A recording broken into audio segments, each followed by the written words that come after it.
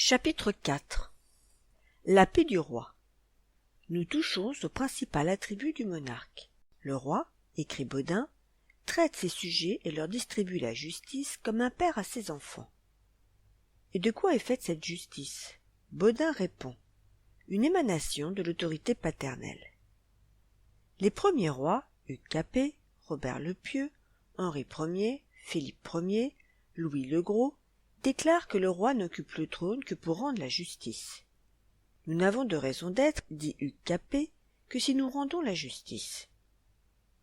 Au début du Xe siècle, Habon définit la personne royale, l'incarnation de la justice.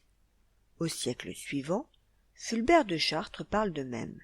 Le roi est le sommet de la justice. Les années roulent sans que la doctrine se modifie. Au XVIe siècle, Ronsard dit en son beau langage: « Quand le prince est absent, toujours le droit a tort. » L'équité, la justice ont perdu leur puissance. Doctrine qu'au début du XVIIe siècle, Louis d'Orléans, en ses origines des parlements, illustre de traits pittoresques. Les princes étrangers se font représenter en leur sceau superbement montés, l'épée au poing, faisant parade de leur vaillance. Les seuls rois de France s'y présentent assis, en longue robe fleur-de-lysée, tenant leurs mains de justice, deux lions couchés sous leurs pieds, où ils figurent force et violence atterrés par le droit. Parmi ces sujets, le roi est la source de la justice. Il ne pouvait en être autrement. Au-dessus des 1000 et 1000 groupes locaux, familles, seigneuries, villes et communautés, qui se partageaient le royaume, le monarque est l'unique autorité commune susceptible d'intervenir dans les différends qui se produisent entre eux. Comme chacun de ces groupes vit et s'administre indépendamment, la fonction du roi est de les faire s'accorder pour la paix et le bien général. Ici encore, Bodin dit en termes parfaits: le prince doit accorder ses sujets les uns avec les autres et tous ensemble avec moi. Dans les premiers temps, assurément, ce rôle de justicier ne fut pas celui d'une magistrature assise, on dirait plutôt à cheval. La longue robe fleur-de-lysée est remplacée par le haut-bergeon à mailles de fer, la main d'ivoire par la lance ou l'épée. Le magistrat suprême chevauche sur les routes en aume lacé, gorgerette, cuissard et aubert. Nous avons dit l'anarchie des 8e et 9e siècles, où s'organisèrent en un si dur labeur les éléments d'une société nouvelle. Elle s'organisa. Les invasions barbares cessèrent de déferler en flots destructeurs. Les troubles s'apaisèrent, mais ce ne fut pas pour longtemps. Par leur caractère même, les 1000 et 1000 petits États féodaux qui se sont formés et grouillent par le pays sont appelés à se diviser les uns contre les autres en rivalités, violentes trop souvent. La France retombe dans un état de luttes incessantes. Sur la fin du Xe siècle, le pillage tend à devenir pour les barons une manière de profession. On voit les nobles chevaliers passer sur les routes, poussant devant eux le butin conquis dans leur entreprise, pour reprendre les expressions du temps. « Ah, quel honneur, s'écrie le troubadour Guiraud de Borneuil, de voler bœufs, moutons et brebis. » Et là est l'honneur maintenant. Tel ce conte Fouchier peint par l'auteur de Gérard de Roussillon. Jamais on n'avait vu si parfait baron. Il a volé plus de richesses que Paris n'en possède, ce qui ne l'empêche, au dire du poète, d'être le meilleur comte qu'il ait eu de France en Hongrie. Chevalier de proie de nos vieux fabliaux. La chronique de Méron permet de retracer la physionomie d'un de ces grands pillards, Giraud de Berlay. Son château de Montreuil était ceint de tant de murs et remparts que les voyageurs disaient n'avoir jamais vu forteresse pareille. Abri qui était devenu pour Giraud comme l'antre d'une bête fauve. Il n'en sortait que pour fondre, à la tête de ses hommes, sur les villages de la région dont il parcourait les routes, détroussant, égorgeant les passants, s'efforçant de surprendre, pour les mettre à sac, monastères et prieurés. À la même époque, Thomas de Marle fait trembler à 20 lieues à la ronde. Il avait, dit Sugère, ravagé et dévasté avec la férocité d'un loup les pays de Laon, de Reims et d'Amiens. Les châteaux de Crécy et de Nouvion avaient été munis par lui de remparts prodigieux et de hautes tours, d'où il infestait les terres voisines. Guibert de Nogent parle avec effroi de ses excès, de sa cruauté. Malheur aux humbles qui ne peuvent satisfaire sa rapacité. On n'imagine pas le nombre de ceux que la faim, les tortures et la pourriture ont fait périr dans ces prisons. On ne pouvait aller à Paris, écrit l'auteur de Girard de Viane, que l'on ne fût découpé et oxy.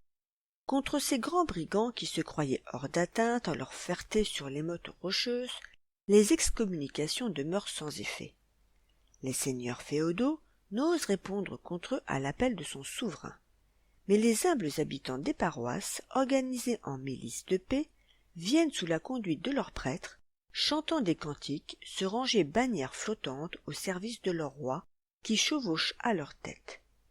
Une couronne d'or entoure son aume d'acier bruni que surmonte une fleur de lys à 4/4, afin que de tous les quartiers qu'on la verrait, elle retint la forme de fleur de lys.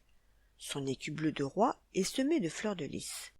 Par-dessus son haubert aux mailles de fer est passée une jaquette de samit, serge de soie rouge. Armée inlassable qui prendra les donjons rebelles sous la direction de son prince. Suivons en ses routes Robert le Pieux. Sur son destrier, il profile sa haute taille, les épaules carrées, le dos un peu voûté. Il a les cheveux lisses, la barbe soignée. Le regard est doux, la bouche aimable, toujours prêt à donner le baiser de la paix. Infatigable à la guerre qu'il dirige, la lance au poing, infatigable à faire régner paix et justice.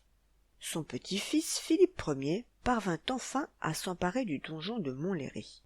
« Garde bien cette tour, disait-il à celui qui sera son successeur, Louis le Gros, elle m'a fait vieillir avant l'âge. Ceux qui l'habitaient ne m'ont pas laissé un moment de repos. » Louis le Gros lui-même acquit en ses entreprises une gloire populaire, chevauchant du matin au soir, actif à mettre fin au pillage, aux violences des hobereaux, se jetant dans les donjons croulants, passant les rivières à la nage pour entraîner ses soldats, montant le premier à l'assaut des remparts sous la pluie de carreaux que font choir les assiégés, à pousser en avant son monde, exhortant, dirigeant, entraînant ses hommes, il gagne des extinctions de voix qui mettent des semaines à guérir, refusant de se ménager, aux dames d'une santé compromise, écrit son ministre Sugère, au mépris des intempéries et des obstacles qui faisaient reculer les jeunes gens. Au reste, ne voyait-on pas les barons féodaux, les meilleurs, entrer en conflit incessant avec leurs voisins. En 1016, bataille sanglante entre Blésois et Angevins sur les hauteurs de Pont-le-Voix. Eudes de Blois est vaincu. Le comte d'Anjou fait couper la tête à tous les fantassins qui n'ont pas pu prendre la fuite. Plus de 3000 hommes sont décapités. Dans ces luttes sanglantes, combien fut bienfaisante la quarantaine le roi. Beaumanoir en attribue l'établissement à Philippe Auguste. Par elle fut du moins imposée une trêve de 40 jours entre la déclaration des hostilités et la prise d'armes pour permettre à ceux qui n'avaient pas été mêlés à l'origine du conflit et qui devaient y être impliqués par des liens de parenté de se mettre sur la défensive, répit et mesure de protection qui, souvent, ne laissaient pas de faire réfléchir l'agresseur. La quarantaine permettait aux marchands qui circulaient dans le pays de trouver à s'abriter eux et leur avoir. Avant elle, un seigneur s'empressait de s'emparer de tous les sujets de son adversaire qui se trouvaient dans l'instant sur ses domaines, de les dépouiller, de les incarcérer, parfois de les mutiler cruellement, la déclaration des hostilités n'étant pas encore répandue par tout le pays. La quarantaine le roi nous amène aux institutions de paix que le monarque va superposer à son action militaire. Raoul le Glabre peint au XIe siècle les multitudes éplorées cherchant secours auprès de leur prince. Elles viennent à lui, couvrant la plaine, tendant les bras au ciel, criant désespérées « Paix, paix, paix ». À leur tête, les évêques lèvent leurs crosses dorées. Des théories de veuves, de jeunes filles et d'orphelins poussent de lugubres clameurs suppliant le roi de les protéger. En 1155, à l'Assemblée de Soissons, Louis VII proclame la paix de Dieu pour 10 ans. Il la fait jurer à tous ses hommes d'armes, aux ducs de Bourgogne, aux comtes de Flandre, de Nevers, de Soissons.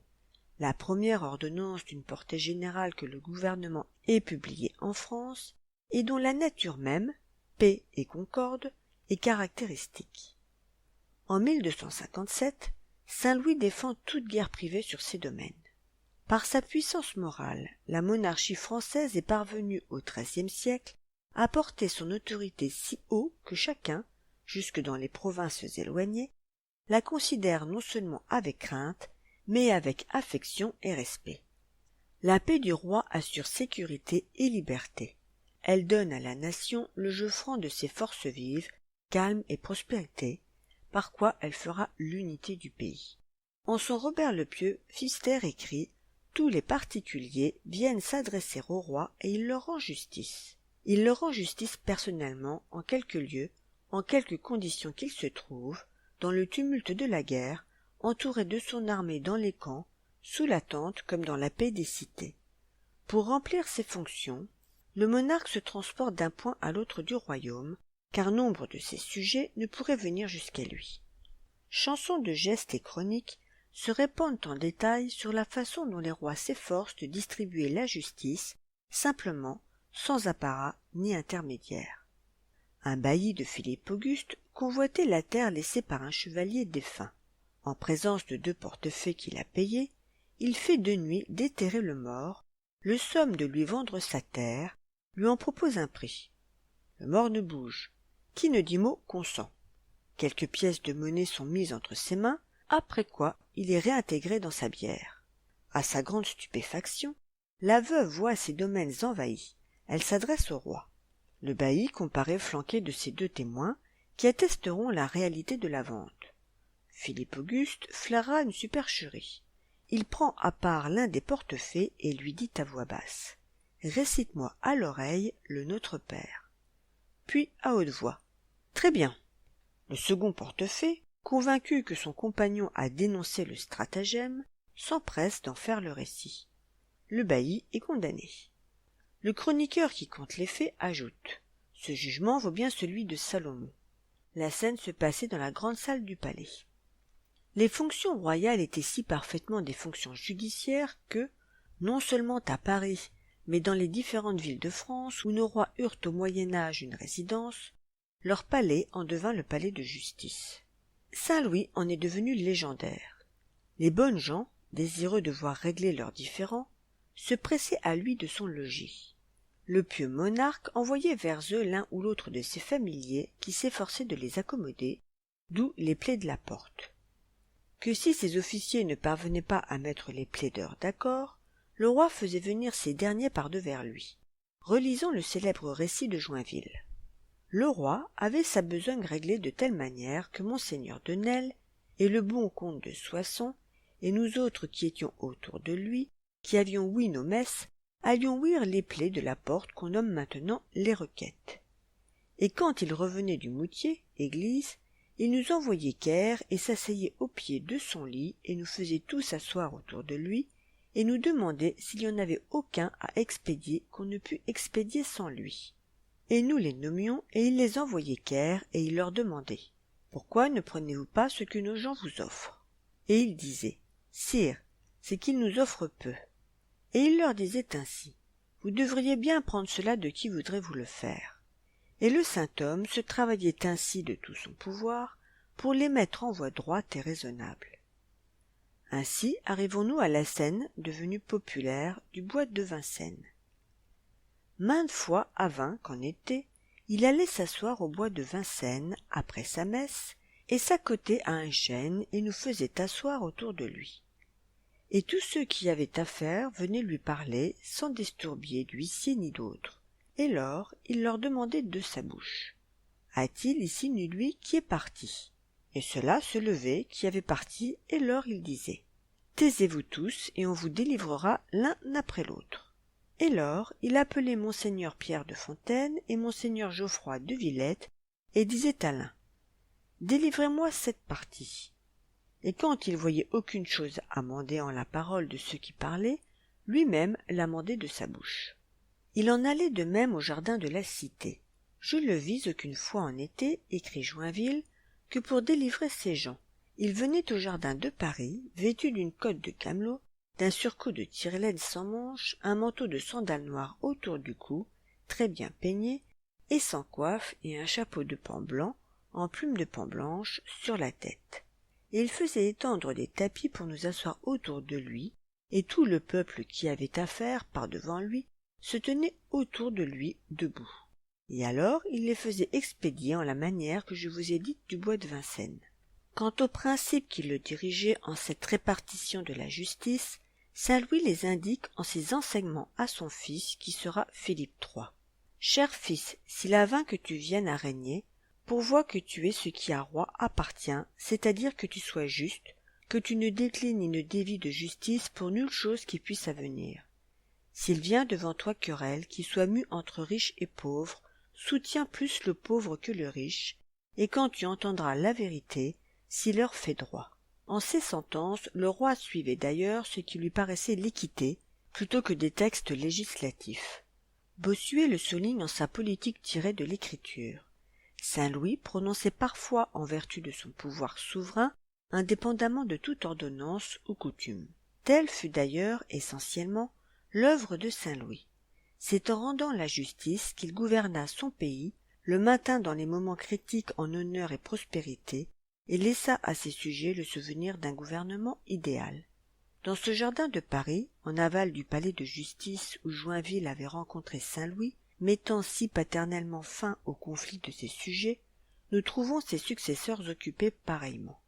Une miniature de Loisé Liédé, XVe siècle, conservée à la bibliothèque de l'Arsenal, représente Charles V assis sous le péristyle de sa demeure, face à la grande porte ouverte, où Joinville nous a présenté saint Louis. Il est entouré de plusieurs conseillers. Devant lui, les plaideurs discutent avec vivacité. L'un d'eux en perd son chapeau, cependant que s'éloigne, par la route qui se perd dans le fond du paysage, une théorie de plaideurs satisfaits allant deux par deux, les adversaires réconciliés, bras dessus, bras dessous, devisant de la manière dont le roi vient d'accommoder leurs différends. Louis XI rend la justice familièrement dans sa chambre, assis au pied du lit, entouré de ses conseillers, ou bien à l'ombre du chêne historique de Vincennes. Et Bodin dira au XVIe siècle la satisfaction, voire la joie des Français, d'être directement jugés par leur prince. Si les sujets sont vus, oui, et entendus de leur roi, il est incroyable combien ils sont ravis d'aise et de plaisir. Par son efficacité même, par sa beauté, par sa renommée, ce rôle de pacificateur rempli par nos rois s'étend au-delà de la frontière. N'avait-on pas vu, dès le début du XIe siècle, un Robert le Pieux, à l'entrevue de Mouzon, 1023, s'efforcer de faire adopter à l'empereur allemand, Henri II, ses plans de paix universelle. L'Allemagne y adhérait et, par l'union de l'Allemagne et de la France, toute la chrétienté. Rêve prématuré. Le seront-ils toujours? Du moins éprouve-t-on plus que de la surprise, des sentiments d'admiration, voire de l'émotion, en constatant que 8 siècles passés, en s'étant trop souvent qualifié d'inculte et de barbare, un roi de France non seulement concevait des idées pour la réalisation de ce qu'on considère aujourd'hui comme un rêve merveilleux, la paix universelle par un accord entre la France et l'Allemagne, mais, pour en délibérer, solliciter une entrevue avec le monarque allemand. Du XIIe au XVIe siècle, l'arbitrage du roi de France est invoqué par les Anglais, par les impériaux, par les Espagnols, empressés à lui soumettre leur conflit. Henri Plantagenet, en 1169, lors de son différend avec Thomas Becket, par l'empereur Frédéric II, lors de ses démêlés avec Innocent IV. Les deux seuls actes de saint Louis conservés dans les archives de Meurthe-et-Moselle sont des sentences arbitrales prononcées entre des seigneurs mouvants de la couronne d'Allemagne. En 1264, Henri III, roi d'Angleterre et ses barons soumettent encore à saint Louis leurs démêlés. Et tel sera le rôle de Philippe le Hardi, de Philippe le Bel, celui de Charles VII encore, voire de Louis XI, devant qui sont portés les différends entre les rois d'Aragon et de Castille, entre les rois d'Aragon et les Catalans. Venu dans cette intention à Saint-Jean-de-Luz, Louis XI étonna par la simplicité de ses façons les Espagnols accoutumés à la solennelle magnificence de leur monarque. Ce roi de France, arbitre de leur souverain, arrivait en juste corps de drap tanné et chapeau gras bordé de coquilles. Ce n'est pas un roi, disait-il, c'est un pèlerin de Saint-Jacques. Bien plus ne vit-on pas nombre d'étrangers venir en simples particuliers à la cour de France, nonobstant la distance, malgré la lenteur et la difficulté des moyens de transport à cette époque. Ils viennent à Paris, à Reims, à Melun, à Orléans, demander à la main d'Ivoire, qui étend son action pacificatrice bien au-delà des frontières, de mettre fin à leurs querelles. Par quoi nos princes en arrivent à faire des conquêtes qui ne leur coûtent homme ni écu. À ce pèlerin de Saint-Jacques dont il vient d'être question, la ville de Cambrai, qui relevait de la couronne impériale, se donne spontanément en 1477. Les Cambraisiens estiment qu'ils ne peuvent être si bien gardés et entretenus en paix et tranquillité par autre prince que par le roi de France. À la fin de la guerre de Cent Ans, écrit Humbert de la Tour, la France n'aspirait plus qu'à deux choses, l'ordre et l'unité. La royauté les lui donna. En poursuivant séculairement son œuvre de concorde par la justice, notre vieille monarchie a non seulement mis la paix dans le royaume, elle lui a donné son unité. On connaît la célèbre lettre écrite par les ambassadeurs vénitiens au début du XVIe siècle. Il y a des États plus fertiles et plus riches que la France, tels que la Hongrie et que l'Italie. Il y en a de plus grands et de plus puissants, tels l'Allemagne et l'Espagne, mais nul n'est aussi uni. Ainsi a-t-on pu définir l'ancienne France. Une république aristocratique régie par des institutions judiciaires, ayant pour chef un magistrat suprême portant le titre de roi. Constitution qui, en son libre développement, devait atteindre sa maturité vers le milieu du XVIIe siècle et produire alors ce prodigieux règne de Louis XIV dont l'éclat éblouissait l'Europe contemporaine comme il éblouit encore la postérité. Au seuil des temps modernes, les transformations qui se sont opérées dans le cours des siècles, la multiplication et la plus grande facilité des moyens de transport, le puissant développement d'une ville comme Paris, ont amené autour de la résidence royale un public si nombreux qu'un Louis XIII, un Louis XIV n'aurait plus pu donner audience, comme Saint-Louis ou Louis XI, à tous ceux de leurs sujets qui seraient venus dérouler devant eux leurs querelles particulières. Cependant, Louis XIII encore, tous les dimanches et jours de fête à l'issue de la messe, Louis XIV régulièrement chaque semaine, recevait ceux qui se présentaient à eux, et les plus pauvres, les plus mal vêtus. Les princes du sang de séjour à la cour se groupaient autour du roi. Les bonnes gens passaient devant lui à la queue leu-leu et lui remettaient en propres mains un placet où leurs affaires étaient exposées. Ces placets étaient déposés par le monarque sur une table à sa portée, puis examinés par lui en séance du conseil, ainsi qu'en témoigne la mention lue au roi que portent ceux d'entre eux qui sont demeurés dans nos archives, car le plus grand nombre était rendu à leurs auteurs avec réponse au pied. La gravure populaire a représenté Louis XIV donnant une de ses audiences publiques. La disposition n'en diffère guère de la miniature représentant Charles V à la porte de son palais. Au bas, cette légende. Voici le grand roi Louis XIV. Il donne audience aux plus pauvres de ses sujets pour terminer promptement leurs différends. Salomon s'assit sur le trône pour juger ces deux pauvres femmes qui plaidaient à qui serait l'enfant. Notre monarque l'imite parfaitement, et nos grands rois et empereurs. Charlemagne et Louis-Auguste, sans doute Saint-Louis. Ils donnaient des audiences publiques, ils y étaient obligés par loi expresse et l'avaient fait publier par tout le royaume. Le nombre de placets se multipliant, on dut fixer, pour les recevoir, 2 jours par semaine au lieu d'un. Placets rédigés par les écrivains du charnier des Innocents. Le scribe, la lunette sur le nez, la main tremblante et soufflant dans ses doigts, donne son encre, son papier, sa cire et son style pour 5 sols. Entendu qu'il y entre de la bâtarde et que le style en est plus relevé. Mercier indique combien cette industrie était encore prospère au XVIIe siècle. On recevait tous les placets, on les lisait, on y répondait. Les écrivains s'achetaient des perruques neuves. Dans le courant du XVIIIe siècle, avec d'autres traditions, l'intéressante industrie déclina. Il est curieux de noter à quel point le peuple conserva jusqu'aux derniers jours de l'Ancien Régime le sentiment du rôle joué par la personne royale. Dans sa pensée, le roi continue d'être le mainteneur de la paix, l'apaiseur. Guy Patin écrit à son ami Spon 2 mars 1643, le roi, Louis XIII, a été mal il y a quelques jours, mais il est, Dieu merci, mieux. Il est à souhaiter qu'il nous dure longtemps, car nous n'eûmes jamais tant à faire de lui. Le roi tombe-t-il malade, l'audace des bandes de malfaiteurs s'en accroît. Louis XIV s'est alité le 30 juin 1658.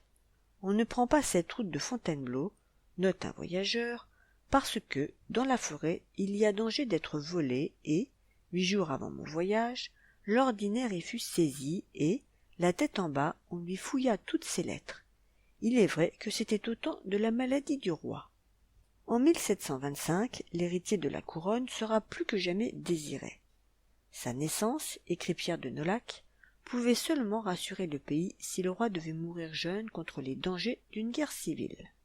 L'avocat Barbier note, lors de la venue au monde du petit duc d'Anjou, 30 août 1730, « À la vérité, la naissance d'un second fils du roi est une grande assurance pour la tranquillité du royaume. Vérité qui éclatera encore un demi-siècle plus tard, après la mort de Louis XVI, pour nous infliger les plus affreuses, sanglantes dissensions civiles en dur châtiment. »